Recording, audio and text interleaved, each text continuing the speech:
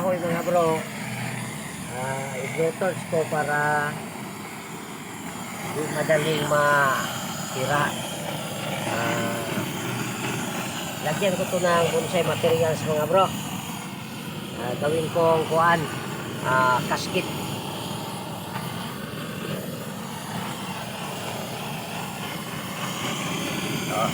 Dito ko ilagay ang materials bro sa may kanal.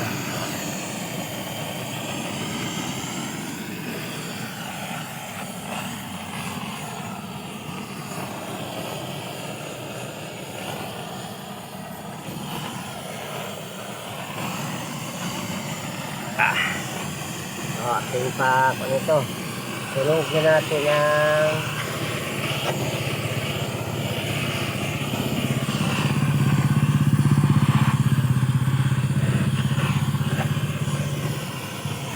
ito na mga bro. Lagyan ito na yung tubig para pan.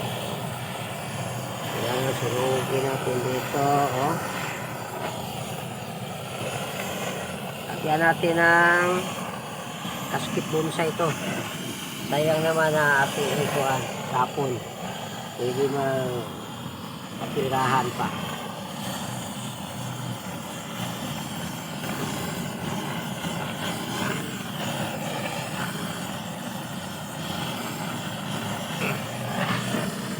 Tama na.